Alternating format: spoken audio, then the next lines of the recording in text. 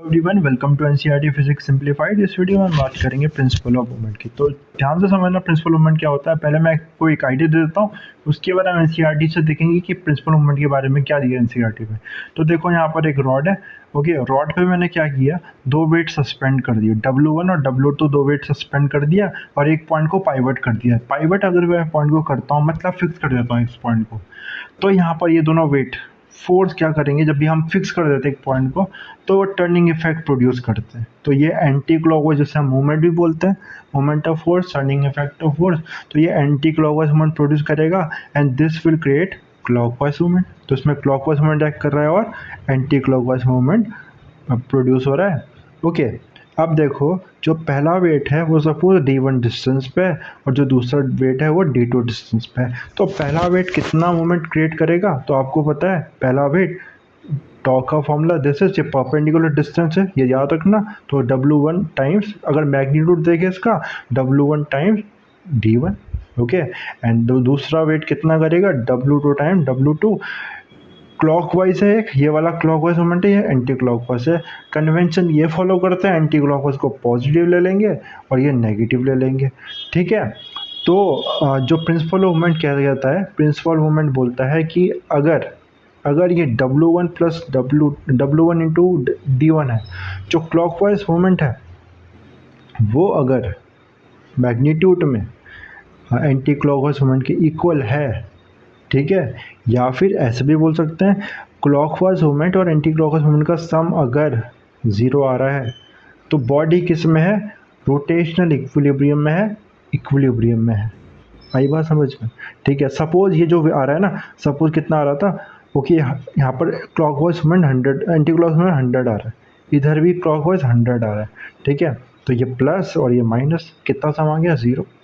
तो मतलब net moment कितना है इसमें, 0 मोमेंट, 0 टॉर्क एक्ट कर रहा है, नेट टॉर्क। हम बोलेंगे जो बॉडी है वो किस में है, इक्विलिब्रियम में है, रोटेशन इक्विलिब्रियम, यही है प्रिंसिपल ऑफ मूवमेंट। ठीक है, इसको समझते हैं डिटेल में।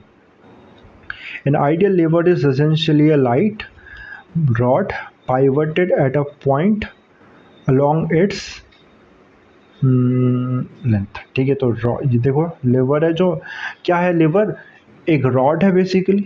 ठीक है, और रॉड में हमने क्या कर दिया, एक पॉइंट पाइवट कर दिया और रोटेशन हो सकता है इस पे, और पाइवट पॉइंट को हम फलक्रम बोल देंगे फिर लीवर के लिए।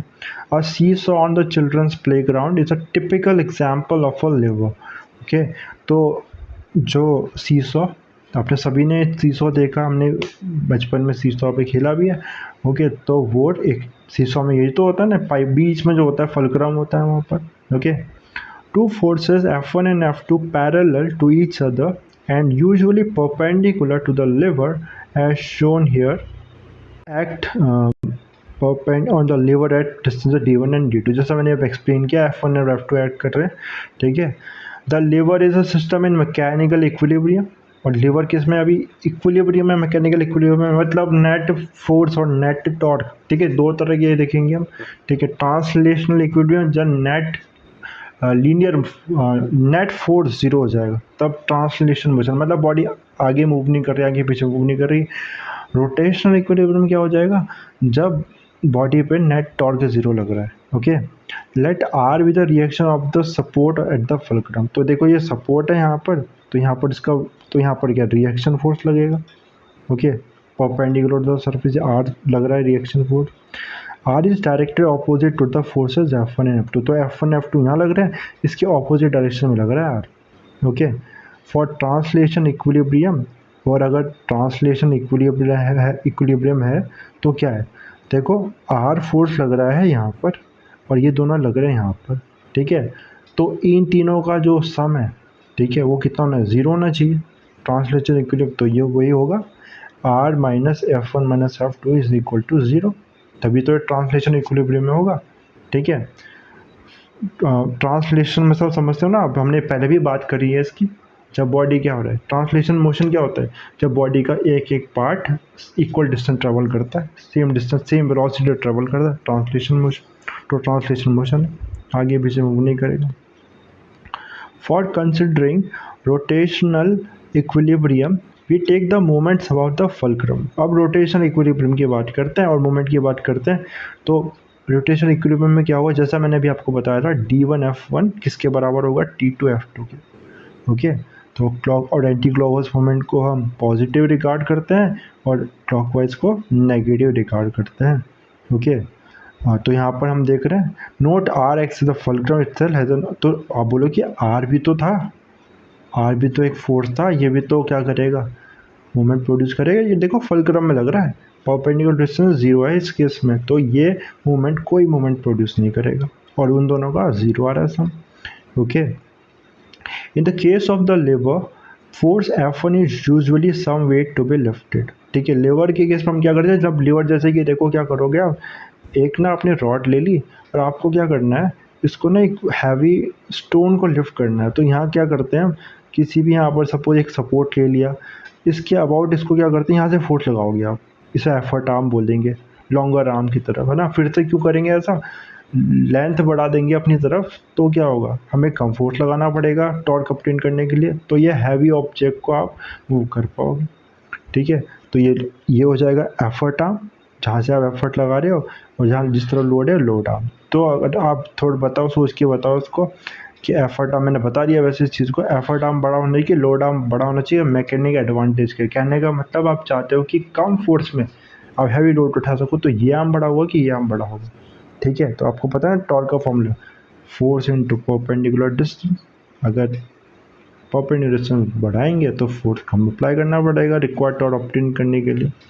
Okay, it is called the load arm and is distance from the fulcrum, D1 is called the load arm. मैंने बताया इस चीज़ को अभी आपको। Force F2 is the effort arm to lift the load, distance D2 of the effort from the fulcrum is the effort arm. ठीक है, आगे बढ़ते हैं, इसको ऐसे भी लिख सकते हैं, D1F1 इज D2F2।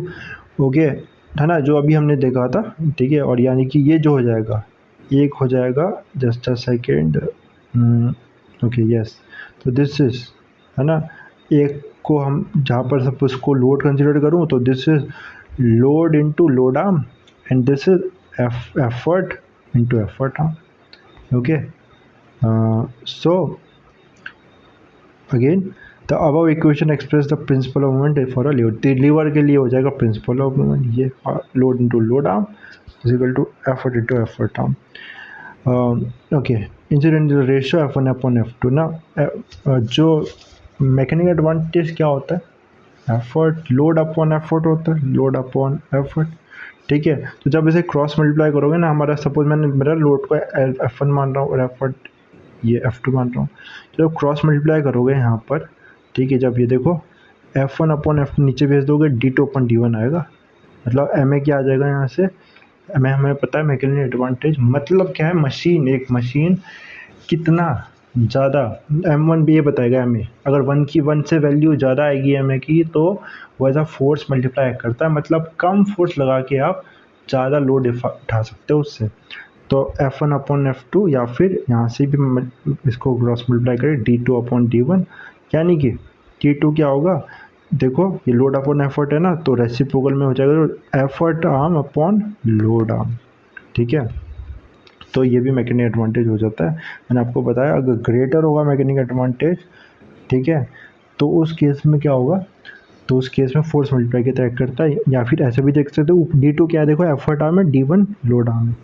अगर एफर्ट आर्म बड़ा होगा लोड आर्म से, ठीक है, अभी जो मैंने लीवर का एग्जांपल दिया, एफर्ट आर्म अगर बड़ा होगा लीवर लोड आर्म से, तो उस केस में MA बड़ा आएगा 1 से, और अगर 1 से बड़ा आता है तो उस केस में क्या होगा, हम उससे कम एफर्ट से ज़्यादा लोड उठा सकते हैं।